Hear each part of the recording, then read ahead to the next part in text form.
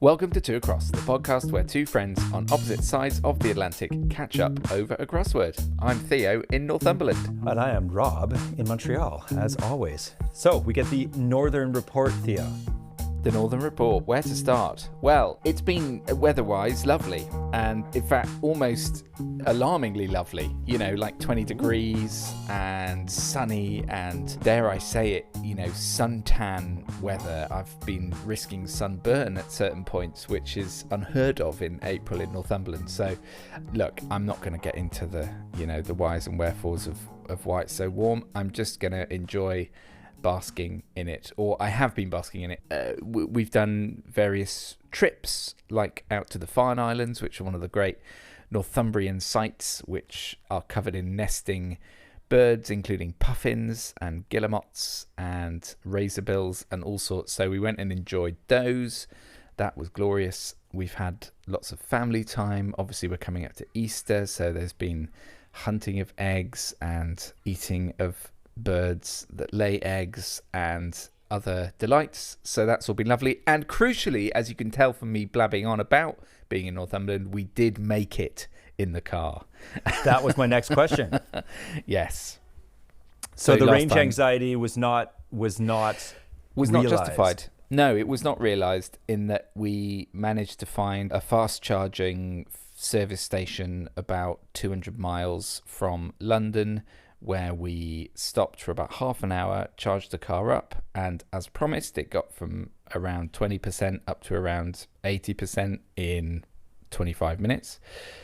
So we had a sandwich, went to the toilet, did all the usual stuff you do at a service station, and got back in the car and made it to Northumberland with, I think we had 30% left in the tank by the time we got here. So it was easy. I guess in some ways the acid test, or the battery acid test, will be in December when we come up for Christmas, because yes, slightly colder, and the range is said to drop when it does get colder. So we'll see if that works out. But so far so good on the car front, I have to say. Really been enjoying it. It has this kind of cruise control, which means you can just basically set it to 70 miles an hour on the motorway and then not quite sit back and relax. But compared to our fully analog petrol car, it is like driving a spaceship. I mean, it is really like living in the future. So that's quite enjoyable. It does have all these slight quirks, all these very modern stuff, like it keeps beeping at you if you go over the speed limit, and it has this AI assistant called Laura that keeps piping up unwanted, so we've had to turn her off,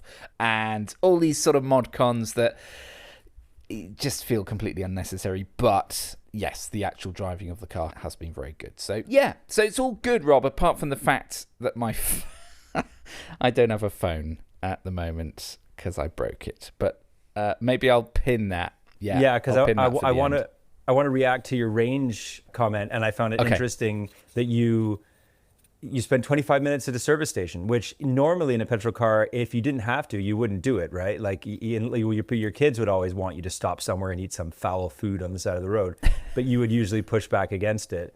Whereas now, the electric car driver is obliged on long trips to take an extended break. And I'm wondering two things. First of all, this seems like a new golden era of the service station, potentially dawning. And the other thing is, just thinking about modern society, which is faster, all of a sudden this is like a little oddity that you have to stop and you have to brake. So I'm wondering, what does the service station become in the mid 21st century as we're all driving electric cars?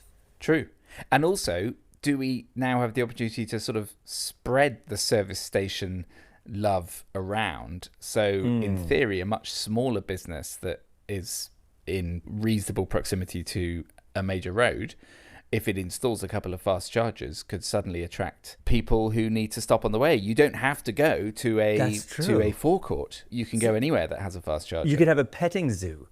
Because that's the thing, right? Being someone trained in economics, it's all about the sort of fixed cost up front that you have to spread out, and the fixed cost of a service station with underground reservoirs of petrol and all the pumping infrastructure and all that's very expensive. But a couple of fast chargers, it has to be an order of magnitude cheaper than a service station. So you don't all of a sudden need to justify such an installation. And you're right, you can have a lot more smaller intriguing things. Maybe, Theo, there's a future business there for you. Yeah, petting zoos / fast charging car park could well be in my stars. Who knows?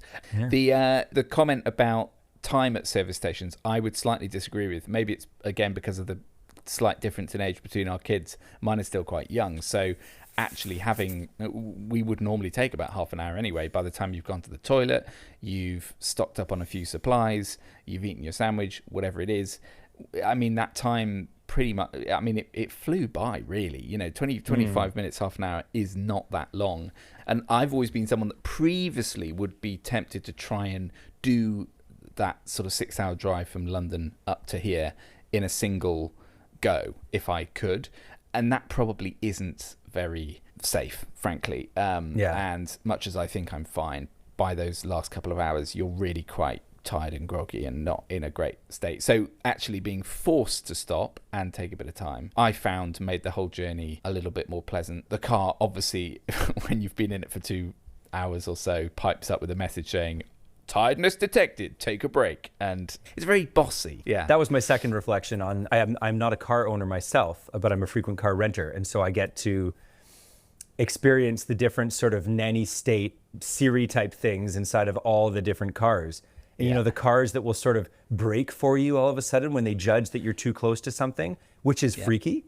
Or the cars that will nudge you back into the lane when they feel that you're too close to the lines and stuff. And it's, for someone who's sort of driven analog cars, because I had a sort of manual car with no bells and whistles until, I don't know, about 2014 or something, all the way through the late 90s, same car. And then all of a sudden you're thrust into this era of cars that want to do everything for you, and they kind of disempower you.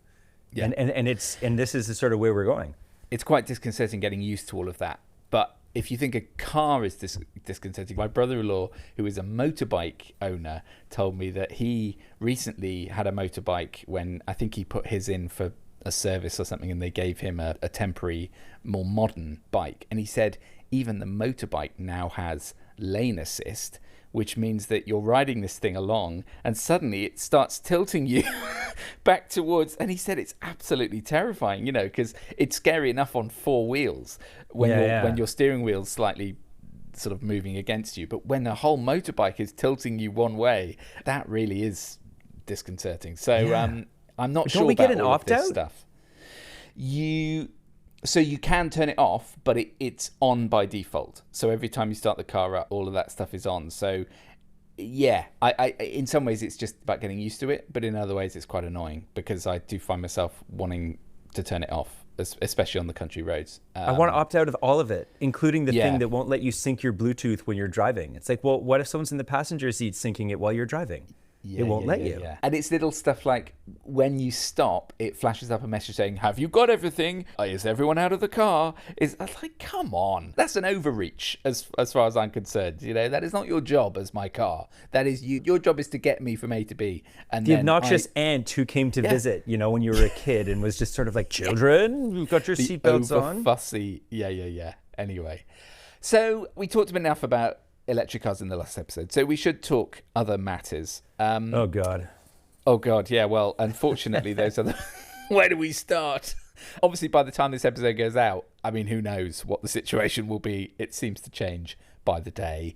Yeah. But at time of recording, I believe, is Canada back to 10% like the UK, or did that rollback not apply to Canada? No, I think what happened is that we sort of stayed kiff for most things, but then some things were tariffed before, such as the auto sector and steel and aluminum, which are huge for Canada, obviously. So those are great concerns for our country. But we didn't get the baseline tariff and all these things. I mean, it's just anyway. I mean, obviously that it's been a week or so. So to listeners, we didn't record last week. Theo's on Easter break, and so it's been a bit difficult for us to find a time to record. So apologies for missing such a moving week in international trade, economics, and just about everything else. But I don't know if it's really worth revisiting last week, because as you say, by the time this is released, all of it will be so completely irrelevant. And then all of a sudden, China will have no tariffs. The European Union will have 150% tariffs. Canada will have a border wall that will have been built overnight. God knows. Who knows what the future holds? Who knows? I mean, we've been planning this trip to potentially this trip to the States in the summer, which I think we are going to go ahead with despite some severe reservations. But there is a genuine fear at the back of your mind that he may close all the borders. There could be all kinds of difficulties in place by then that would make travelling into America, particularly if we're going to cross the border from Canada into America, particularly fraught. It just creates an atmosphere of uncertainty, obviously, and unpredictability that is terrible for economics. It's incredible. But the interesting thing, because my general philosophy of what's happening right now is a massive overplay of a hand. Trump is massively overplaying America's hand and assuming that America has, 4 aces, when in reality, he's completely underestimating the strength of the hands of the other people sitting at the table. And I think that's a very uniquely American, and some Americans, not all, I have many good American friends, but who don't share this point of view. But there's a certain streak in the American consciousness that is like America has all the power and everyone is a sort of lesser version than America on the great totem pole, getting up to the top where, you get to the excellence of America and Disney World and all the other things. And that philosophy sort of subtends this way of viewing the world, that America can sort of literally punish the entire world and be like, okay, now you must all come crawling back because you all need of our manna so that you can survive and exist. Because if our dollars aren't flowing into you, then you're basically moribund and the world is over for you, which in the short term may be the case, but in the long term won't be the case. And I think the thing that's maybe the bond market showed, and that's going to be really interesting to follow, was this idea of American exceptionalism maybe being not as immutable or eternal as people had thought.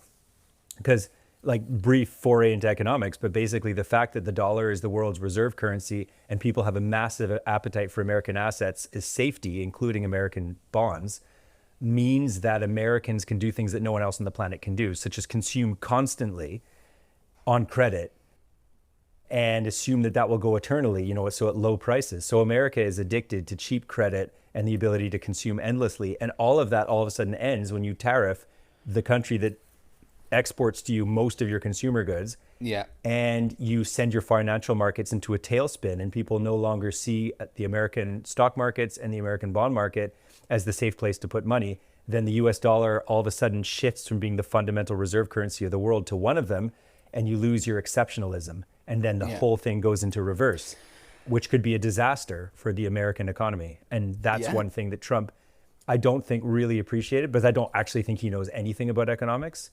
But it is real, and you can't wish it away, and you can't rhetoric it away, because it's a massive force that will swamp you. And part of me sat there last week and thinking, you know what?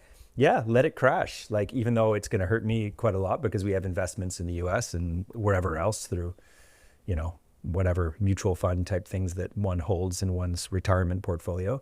Yeah, not great for pensions, but No, very bad, very bad. But at the same point, another part of me was like, kind of wanted the markets to disprove those ideologues inside of MAGA and make them look like the fools they are. And they've got a stay of execution, but part of me really wants to see this blow up in their face. Well, there's that cartoon of Trump pissing towards a fan that has Canada on it. And of course, because he's pissing into a fan, it's all coming back into his face. And obviously that's now happening on a global scale. He's just surrounded by fans that are sort of sending his own fluids right back into his face, and the faces obviously of every American citizen by extension. And it will be interesting to see how long the kind of Trumpian mirage can hold in the face of that reality. How long does it have to rain until a sort of rain denier has to finally accept that they're wet? And that will be an interesting thing to witness. It's just a little bit of a shame that we all have to be sort of standing out under that cloud along with them. It's quite remarkable times to be living through, really. But nevertheless, we do have a crossword to do, Rob. So we do. We should get on with that, and then maybe we can talk a bit more about this and other subjects on the other side of it, including a lovely email that we got this week. So we'll put a pin in that one as well. Let's go to the crossword, because crossing words is fun. All right, so let us run to Guardian Quick Crossword number 17,141. Do I have that right, Theo? I have a tendency of being a day One or two behind. Yeah, but I think I'm right on that. I think you are right. You are exactly right. Yes. And I've forgotten the scores. I think, are we 14-11? 14-10, I think. 14-10, okay. Because I think this is the 25th episode of the season, so we're 14-10. So hopefully 14-11 after this. So really quickly for people listening at home, we do this crossword sight unseen. We have 1/2 of an Earth hour to complete it. Theo sets a timer and we keep ourselves to it. We try to solve this as best we can. Quite often we fall flat on our faces. And you, if you would like to join us in that experience, can follow along by looking for Guardian Quick Crossword 17,141 on your favorite internet search engine. Or you can click on the link in our show notes and join us. Theo, did I miss anything? You had a sudden inhale of breath. Something was about to happen.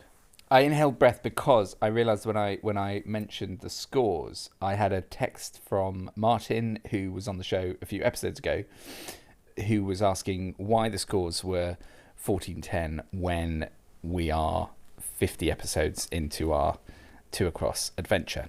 So I realised we have probably neglected to mention the fact we do the score based on season rather than based on series. So we are now in our second season, and we are now 25 episodes in.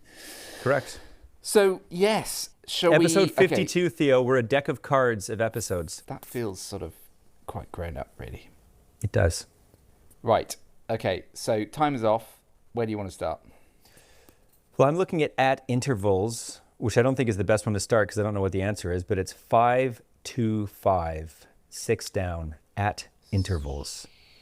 You know, you'd think like on and off or something like that, or... Yeah, let's come back to it. There's a nice one at one across. Have you seen this? Yeah. No, I have not. Anagram time.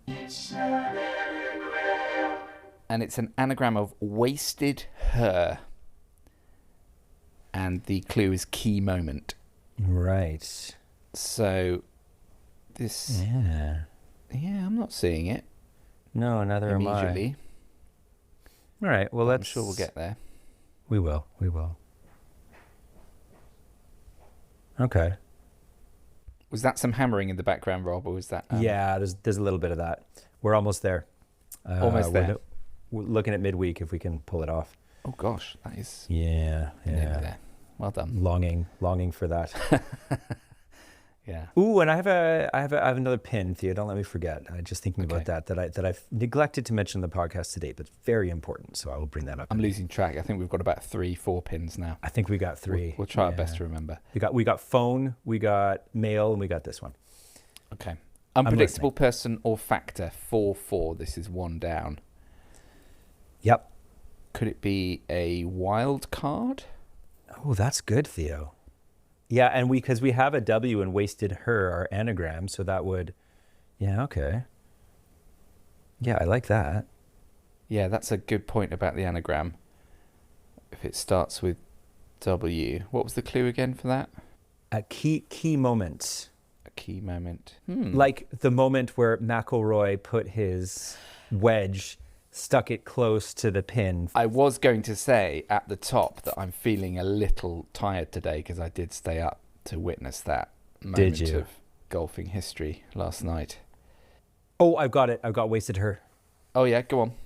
Well, which, again, Theo, you witnessed a watershed moment in golf. Yeah? Watershed, of course. Yeah. Why am I so bad at anagrams? Well, you got wild card, which I wouldn't have gotten, and that gave us the anagram. So it's the sort of word equivalent of being tone deaf. I just somehow can't find the tune. I can't see them. Theo, I think that vexes you, which is a 4-letter word. Lovely. Yes. 3 down, starting with R.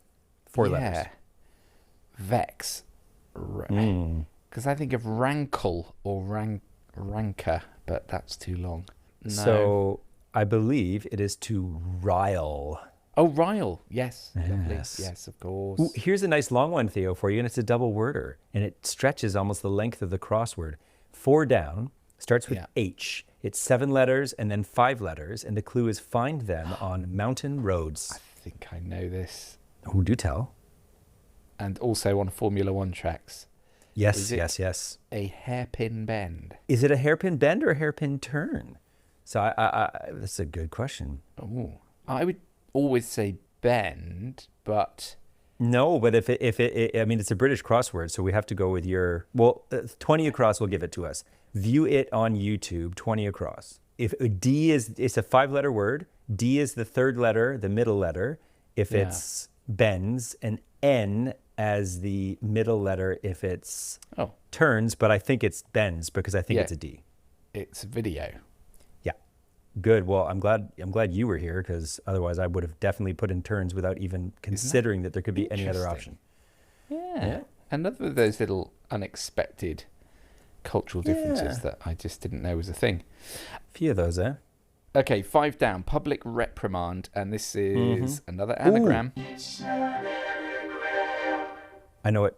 Of course you do. I haven't even said it, and he's already got it. No, it's an I anagram don't. of I announced it. Oh, okay. Because I thought it started with D, so I thought it was dressing down. I just assumed, but I didn't look at the letters yet. But it's not. That would probably be hyphenated, wouldn't it, if it was dressing down? It would be hyphenated. It was dressing down. I would imagine, Theo, because it's O is the second last letter, and there is an I and an N. One would imagine that it would be ION or at least ON to end it. So like I might have it. Ooh, let's have it. Oh no, I haven't. I was going to say denounced, but like a denouncement or it's quite long. But the it is awkward. Denunciation. There's no. It can't be denunciation. There's way too many N's.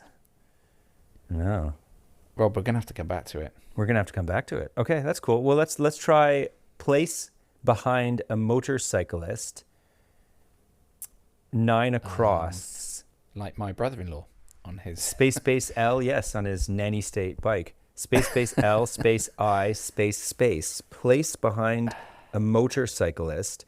I mean, is that something? Oh, go. I think I know it. Is it? What is it? It's one of these little old-fashioned words. Is it pillion? Oh my lord! You know? I've never heard that. Pillion passenger. Wow. Yeah. That's incredible. And that would be my guess. That is beautiful. It's one of those lovely words. They would use it when in those old sort of shots of someone in a sidecar. Yeah. Although technically I think it does mean to sit behind. So a pillion passenger. That is excellent. Well done. Oh, you know what? I think it is denunciation, Theo. There are 3 N's. I announced it. Announced has 3 N's in it. But oh yes, of course, and the O comes at the end. Denunciation. Rob, we're cooking. We're cooking with gas. We are cooking with gas. I'm enjoying cooking this. with what are those electric burners called? Oh yes. One of them. One of them. Available to all, Theo. Yes. Space P, space N, 4 letters. Like MPO in disc golf. Induction. I've just remembered that word. Yes. Yeah. An induction hob. Right. Available to all. Could it be? Well, it's obviously blank P blank N, so it must be. No, I was going to say spin or something of that nature. You've got it, haven't you? Yeah. It's open. Open. Like Male Pro Open for MPO for disc golf. Of course. There you go. Yeah. Okay, record collections, 8 letters, 12 down has a what is that? 6th letter of V. Yeah, 3rd last from the bottom. Yeah. So record collections. Yeah. It's not jumping out at me. I have a record collection. Oh, there is a word that. Oh no, it's not coming. Yeah, it's not coming. All right. Oh, here's one for you, Rob. Geography question. 14 across. Country on Borneo's northern coast. 6 letters. 4th letter N. Final letter I. Yes. And I think we were taught in the sort of Guinness Book of World Records, late 80s era, that the Sultan of this country was the world's richest man, which I don't think he is anymore. Ah, the Sultan of Brunei. Yes. Does that ring? Has he been displaced? Well, of course he's been displaced. I mean, the tech bros have displaced everybody. Yeah, no, he's done. And with oil now in decline, won't someone think of the poor Sultan of Brunei? Someone think of the poor sultans. Their time has passed. There's a new oligarchy arising. Yeah. I see a new oligarchy. Is that the song that comes on before Bernie Sanders and Ocasio-Cortez storm onto the stage to exactly that. Apparently they had a big love in this. They even had, who was it? Joan Baez. That's right. There's like a rally in LA this weekend, and Joan Baez was up there sort of singing folk songs against. Well, riding the crest of her sort of newfound fame on the back of A Complete Unknown, in which of course she features very prominently. Oh, I didn't know that. But I say that her newfound fame. I mean, obviously, this she doesn't need Dylan to make her famous. Right, she's been rediscovered by the new generation. She has. Most succinct 8 letters. Ends with E space T. I thought shortest. Oh yeah, that's nice. That's lovely. But I'm worried because last week all the ones I thought were obvious I was wrong about. So let's come back to it. 18 down I think is a definite get. 4 letters long. Desert extending across northern China and southern Mongolia. Which I think is one of the world's driest places. Yeah, the Gobi. Mm-hmm. Kind of like that. Yeah. Sounds like it's from Star Wars. It does, yeah. Do you watch Andor, by the way? Nope. Okay. Well, this will be wasted on you then. I interviewed a cast member for Andor recently, but moving on. I don't even know what it is. It's the Star Wars sort of prequel series. It's the prequel to Rogue One, and it's been quite widely acclaimed. A prequel to a prequel, exactly. It's layers within layers, but anyway, it is. Or Leia's within Leia's. Oh, you like that one? Come on. Oh no, I mean, lovely. I won't waste time on it, but I actually just made a conscious decision to leave the Star Wars universe and to not revisit it. Yeah, I think that's wise. I think it's been done to death, and we can all move on to something new. Let's Sharks move on. have been jumped. Yeah. Yes, multiple times. Sharks. The poor sharks, their backs are hurting. They are. This record collection's 12 down. We now have so it's now blank R, blank V, blank blank. Yeah, I don't love it. Are you seeing that? No, I don't love it. Maybe that shortest is wrong. Well, okay. R space V. Okay, anyway, let's get somewhere else and come back around. I think we're messing up. So surpassed, 2 down. I'm going all the way back up to the top. Okay. Ha ha ha. You'll see why that's relevant in a second. Surpassed, 6 down, T space P space space space. Oh, come on. Just tell me. You got to listen for the clue, Theo. I gave a little clue. So you said back to the top. Is it top something? Topped. It's just topped, isn't it? Yeah. Yes. Thanks, Rob. I needed no problem. Too much help with that. Here, back to record collections. 8 across, album material, 5 across, ending in L. Yes, so we can get that. I think so. It's vinyl. Puts another VED in our crossword, which is kind of interesting. Yeah, it does. So at intervals, 525, which is 6 down, now has a second letter of V. Yes. Which again, I don't love. At intervals. I mean, I would think over, but it doesn't fit because it's 5 letters. So, well, let's try 10 across. Rebound is an 8-letter word. The 4th last letter is C, and the 2nd last letter is E. Rebound. Rebound. So, bounce. Oh, bounced. It can't be bounced. Yeah, it can be bounced. Okay. But would it be bounced? No, it wouldn't. It wouldn't be bounced because there's a space between the C and the E. What about this one, Theo? 13 across, cutting gear, 6 letters long, 5th letter R. Cutting gear. So you think some kind of saw? Or something that you would use, for instance, in your sheep. Oh, shears. Yeah. What do you think? Lovely. I'm looking at some sheep as we speak. Are you? Out the window, yeah. 'Tis lambing season after all. Ah, yes, it is. It is. There's a lovely Tim Vine joke, which is I was cutting my hedge and the neighbour said, "You're doing a great job of that." I said, "Cheers." Oh dear. Oh dear. 7 down, not on, 12 letters, second letter N and sixth letter E. Not on. Something. Which one is this, Theo? I'm Sorry, this is 7 down.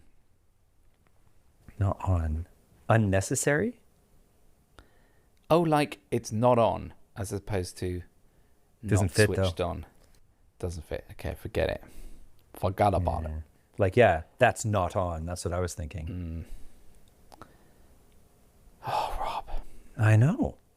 So we've got 13 minutes left, by the way. Oh, okay. I thought it was worse than that. No, we've got a reasonable amount of time, but we do still have nearly half of this to do. Oh, okay. Popular newspapers, 7 letters. This is 19 across. Yeah. Has a fifth letter of O. Could that be a tabloid? Oh, yeah. Good work. I was looking at that and I couldn't think of what it was, but of course, yes. I'm just too elitist, Theo, to read these. You're a broadsheet purist. I am a broadsheet purist. You have it ironed every morning. Yes, I do, before it is presented to me. Okay, so 15 down. Scam, blank Yeah. H, blank D, blank blank. Scam. Like cheat, no. Yeah. Don't know. Not seeing it. Ooh, immediately. I think I've got at intervals, Theo. Huge. Took this guy. I mean, I don't know if this is going to give us a Huge lot, if but true. 525. What have you got? that would be good. At intervals, I think it's every so. Often. Yes, Rob. What do you think? It's got to be every so often. That's such a good get. I love that. It was the so that because the S had to be so as that word. Often. Oh, and it fits with all of our other guesses. Oh, that's so pleasing. Yeah. Now we've got 21 across clingy behaviour. 9 letters beginning with N with a fifth letter of I. Clingy behaviour. Yeah. Oh, could it be neediness? Oh my God, yes. Nice, Theo. Yeah. Thank you. I like it. Don't know why that came to me so quickly. Probably a little revealing. So I don't that's think so. good. Oh, and then 16 across exposes brackets someone. Yeah. 4 across, beginning with O. 4 letters. Could that be outs? I think so. Okay, so we're creeping towards We're slowly, but we're some. This record collections though is causing some difficulty because we now have all the letters, and I don't know about you, but I'm still not seeing it. So this is 12 down, and it's blank R, blank V, blank S. Record collections. if shortest is right. If shortest is right, that is a maybe, but it does fit with other things. Oh no, I know what it is. It's not records like vinyl records, just any kind of records that you would have in one of these places. And I don't think it pertains to records at all. It pertains to sort of, like records keeping, like in the one of those great halls or libraries or guild halls in London. You would have all the Archives. There you go. Well done. So then it's not shortest. No, it's not. And that gives us for most succinct space H space EST.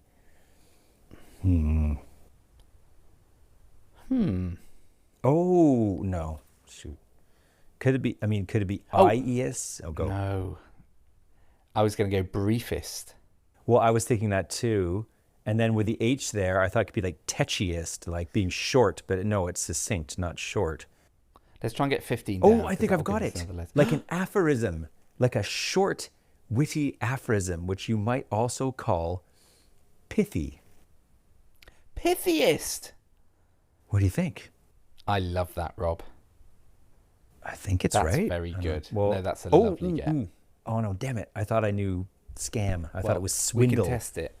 But it doesn't. Oh, yes. It doesn't fit. But dull. I like that thinking. Yeah, space dull. I, space D, space E for scam. Scam. So I, space D, space E.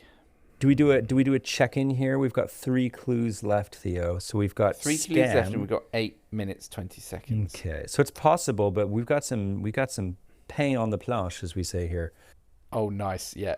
So we've got scam, which is 6 letters, as mentioned. Blank I, blank D, blank E.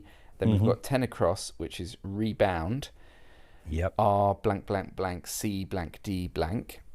And then we have not on, which is 12 letters, and that is blank N, blank, blank, blank E, blank T, blank B, blank E. So it must end tubble, surely, not on. Yes, it must. Because then you think, so like redoubtable, obviously not redoubtable, but something of that nature. Something of that nature, yeah. If we could get 10 across, that would really help us. Rebound. Yeah. I was thinking like rebound, like if you rebound from a difficult time in your life or something, you sort of recover, don't you? Or you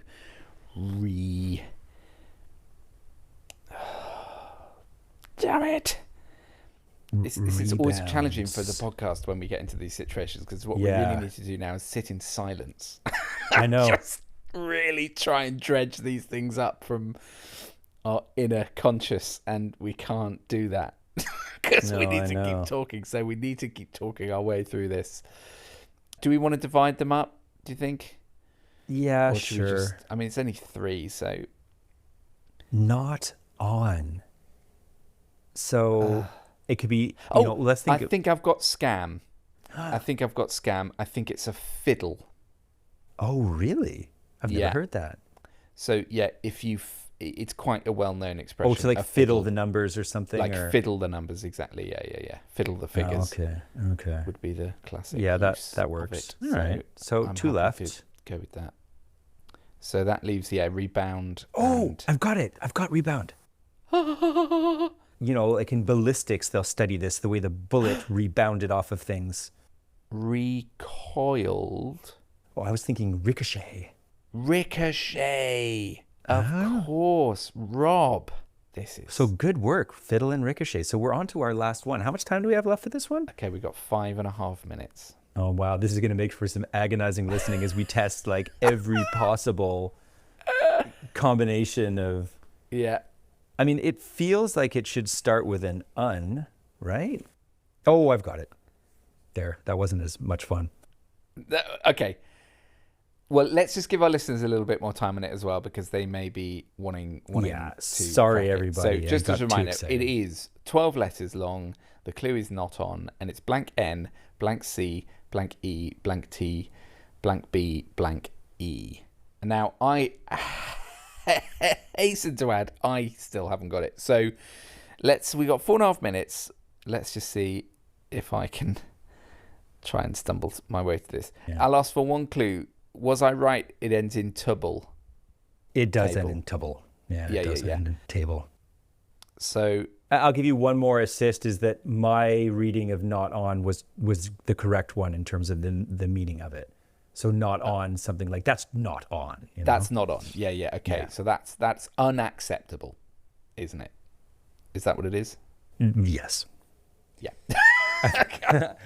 I thought you were using that as like a synonym. Like, okay, it's something like unacceptable. No. It is. No, I'm glad I got there, because I can't have you taking the glory. No. So that is good. Okay, Rob, 4 minutes. We've done that with 4 minutes to spare. So that one feels weird. It doesn't feel as satisfying as others. It sort of felt like we... But some of them, okay, get of the day by a mile is Pillion, because I would still be staring at that. Thanks for There's that. no way I would have gotten Pillion.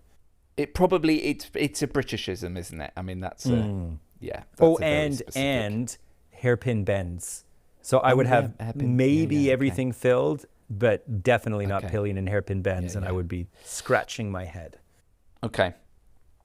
And are there any other spellings? It's my crossword of record.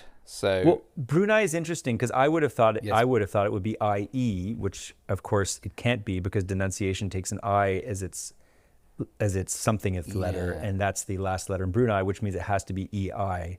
So I'll just have to accept that. And now I think about IE, that seems weird. EI and IE both look weird to me. It is EI. I'm sure I've seen that written down. All right. Can we put a pin in the Sultan of Brunei and just see where his wealth stands in the league tables before we end this? Yes, let's check that out. Yeah, well, let's see where our old friend, the Sultan of Brunei, sits in the international league tables now. Well, in terms of a summary of an article from the Economic Times, the Sultan of Brunei, Hassan al-Bolkiah, has an estimated wealth of $30 billion, primarily derived from the country's vast oil and gas reserves. His extravagant lifestyle includes a car collection of approximately 7,000 luxury vehicles and the world's largest residential palace, which has over 1,700 having rooms. That much money and thinking you need 7,000 vehicles and thinking that's a good way to spend it. I mean, come on. Yeah, I know. It is, well, you know what? Yeah. I guess to each his own. I just wonder, because that part of the world, for instance, Borneo is not known to be one of the richest places in the world. No. And the idea that it would spawn such absolutely fabulous wealth to the detriment probably of the common person who, maybe has something less than 1,700 rooms in their palace. It's just astonishing that these people get away with it. I'm looking at the list of top 10 and he is not there. The 10th has 117 billion, which is Steve Ballmer from Microsoft. Poor old Sultan of Brunei with his 7,000 cars. He'll just have to take one of them for a drive. And that's very sad. They're almost all tech, eh? Tesla, Amazon, Facebook, Oracle, Google, Microsoft. So 6 of the 10 are right. Yeah. Okay. Here's the top 200. Sorry. Let's get there, Theo. I was going to say, let's check the crossword. We are correct. We are correct. All right. Not a typo to be found. So that's a good, solid achievement after a few days off. I feel good about that. Yeah. Okay. So you've done the Sultan of Brunei. Well, I've not done him actually. I'm currently looking down the Forbes list of richest humans to find out how far the Sultan has fallen. I'm at 27 billion. I can't see him. Does he not somehow list? Okay, I have to put a pin in that report back because otherwise I'm going to spend this whole time scrolling down this list and becoming ever more sad at my meager financial holdings. So let's leave off that. No, you're better off not having 7,000 cars. I mean, imagine the stress of that. It was stressful enough just buying one, and having to sort out parking permits and insurance and all of that boring stuff. But no, I mean, having 7,000 cars nannying you on the roads. No one needs that. No, exactly. That's more nannying than any person needs. Crosswords done. That was fun. Now let's have a chat. What were our other pins? Oh yeah, the sad demise of my phone. Which tell me about that. Well, I'm going to be. It totally hampered honest. our communications last week. All of a sudden, we were out of contact. Well, it's funny, being off grid, and in some ways, it's quite nice just not being bombarded by endless WhatsApp messages and all of that. Wham Rob was in a moment of some grumpiness, placed my phone very firmly down on a table. And it didn't break the screen, as in it didn't shatter the screen, but it just rendered the screen unusable. It was quite an old phone anyway, and it didn't have much of a case on it. So it's not a great loss to the world of technology, but it is a great loss to me. And it is annoying because now I've had to go through the rigmarole of sourcing a new one and getting it delivered out here. And then whenever you buy one of these things, you've got to trawl through the reviews and work out what thing you're going to get. And I did briefly flirt with the idea of just going completely non-smart. I was like, right, this is the moment for me. I'm going to completely get out of the doom scroll cycle. I'm just going to get myself a brick phone and not do it anymore. And of course, then you sort of talk yourself into, well, actually, I do quite need a good camera, and I would quite like to be able to access maps and WhatsApp and whatever. So we all have something that sucks us back in. We do. And the problem is we're also bloody reliant on it now that actually it is a very difficult thing to do, to completely wean yourself off. So having had that brief flirtation, I've eventually decided to buy another smartphone, which is, I'm disappointed in myself, Rob, frankly. I wish I'd gone full cold turkey, but I didn't. But it hasn't arrived yet, so I haven't yet, I'm still off grid as we speak, which, as I say, is quite a nice feeling. It's been a nice brief foray. I'm going to skip a pin and go into something that builds off of what you just said when you said cold turkey, and tell a little story about my mishap yesterday, which really made me rather sad. So yesterday, it was a day of turkeys, actually, because yesterday we went to play disc golf. It was a beautiful day. It was about 15 degrees, sunny, not a lot of wind. And we went out to our local course. Well, local, just off island, about 45 minutes, but it's sort of my favorite course close to the island because it's fairly long, fairly open. It's on the side of a golf course. And for some reason, the golf course has just decided to create this disc golf course, to mow it, and to make it entirely free. I don't understand it. So head, just for any Montrealers, go check out Domaine Rouville, amazing disc golf course. So tip of the cap to them. But anyway, I went there yesterday with Isabel and with my youngest, and we played around. I played possibly my best round of disc golf ever, including a turkey, Theo. I had 3 birdies in a row. Oh, Rob. I carded seven birdies, 3 bogeys, and finished the round -4. And it's a long course. Something was working, first round of the year. But anyway, so as I was driving back, that's not the story. That's just the preamble. We're driving back along the country roads, and we're thinking, isn't this absolutely gorgeous? Looking out across the fields that have been recently plowed up, that are about to be sown, and soon it's going to be green and verdant. And Isabel was commenting on that. And then we came around the bend, and what did we see in the field but 2 large wild turkeys walking side by side in the waning light of the day. And I said to my youngest in the back seat of the car, look at these beautiful turkeys. There's wild turkeys right there. I've never seen them so close to the road. And what did happen? But as we were driving by, one of the turkeys just freaked out, flew right across the road, whereupon it made a high-speed encounter with the front of the car that we had rented for the day.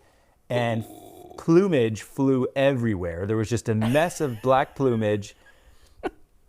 And a turkey hitting the front of your car makes a bit of a thud because it's a big bird. I can well imagine. Yeah.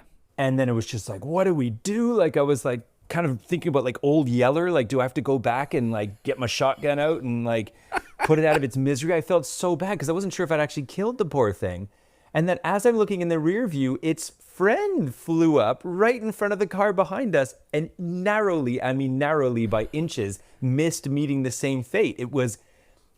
They were just walking gracefully and slowly up the field beside the road, and the next thing I knew, 3 seconds later, one of them was no more due to my car. And I felt awful for the whole rest of that I just ended this turkey. Yeah. It happens up here a lot that you end up... The kids still talk about the time that I hit a pheasant, and unfortunately the pheasant did not survive. And... being a country lad, I was tempted to put the thing in the back of the car and, take it home for dinner. But I thought better of it. I thought probably for the kids' sake, that's not the way to deal with this. But it does happen, unfortunately. But it made me think, we talked about eating chicken, my purchasing of chicken, I think, in an episode earlier this winter. But it made me think, I eat birds, Yeah. But here I was totally traumatized by hitting one with my car, and yet I don't have any compunction about getting one that was factory slaughtered and served deplumed at my local butcher. So why should I... That's an interesting philosophical disconnect, isn't it, between the bird that you have inadvertently killed and the guilt you feel about that compared to the bird that's been neatly served up on your plate. Yeah, and that I inadvertently had killed so that I could eat it. Absolutely. That your sort of ordering of or purchasing of is the core reason that bird has been killed. Yeah. But as someone who grew up in the countryside, I'm not squeamish about the killing of animals. I mean, I think anyone who eats meat has to accept that is an intrinsic element of the carnivore diet. And if you're simply not comfortable with that, then you shouldn't be eating it. Or not comfortable with it. I wouldn't say I relish it, but I certainly accept that is what must take place in order for that meat to be eaten. And I think anyone who eats meat at some point in their lives should have the experience really of killing an animal, skinning an animal, preparing an animal, knowing what they are doing when they take that decision. It's actually interesting you mentioned that in your kids, because a friend of mine years ago mentioned that on their family place in the country, they have what's called the tree of knowledge. And this is when her kids were small. And she would talk about the fact that every spring, I think it was lambs, it might have been birds, I can't remember what it was exactly, but there was a time where there was a culling of these animals, and then they would hang from the tree to bleed them, and then before they sort of prepare them or whatever. And that was the tree where kids learned where their food came from, and from her perspective, that was something they should see, because as you say, if you make that choice, then you should be aware of what that choice entails, and not just that it's served up in styrofoam at your local shop. Absolutely. Yeah, it's an interesting one, that. And I think as obviously climate change becomes an increasing crisis, we are all going to have to eat less meat. I'm certainly grateful that my other half does not eat meat, so that forces me to eat less. And I try to be a so-called conscientious carnivore. So when I do eat it, I try and make sure it's good quality in terms of its provenance. But that's not always easy to do. And yeah, I think, again, I mean, I've sort of long made my peace with the fact that I am a carnivore, and I think I always will be. And as I say, much as I'll try and cut down, I don't think it's something I'll ever give up completely, possibly because of having that sort of childhood experience of rural life. But you know what it is. I know what it is, and also want to support farming, and a lot of livelihoods are dependent upon the purchasing of that, but hopefully good quality meat. So it's certainly a very individual choice, and I respect anybody for the choice that they make. I think as long as it's thought through, that's it. Then I think that's largely broadly okay. But I would eat lab grown meat. I don't know about you, but I'd have no qualms about that. I think so. I mean, I think there's definitely an ethical dimension to it, but yeah. Well, look, we're getting to the longish mark of another episode. Shall we get towards sign off with one last pin? Yes, and it's a very lovely pin, because it is a lovely pin. It's another email from a listener that neither of us know, and that's important to say. So we could rather arrogantly call it fan mail, but it's very lovely fan mail. So Rob, do you want to read it? Yeah, this is from Sarah Charlton, who says, "Hi, Theo and Rob. Just wanted to share that my neighbors in Melbourne, Australia, now think I'm mad, have just ridden home from work listening to your latest episode saying ... at uselessly increasing volume as you struggled with the on the. Thank goodness you got there eventually. Love the pod. Keep it up." So thank you, Sarah, for that. That's, I think we've delivered a few of those moments, especially in the last one as we've been on our losing streak, where you get the sense that lots of people out there know it and we are just fuddling along. Yeah, that was a particular howler, that one, I think. Yes, and it was. If we hadn't got it by the end of the podcast, I would have forgiven you, Sarah, for frankly giving up on us completely.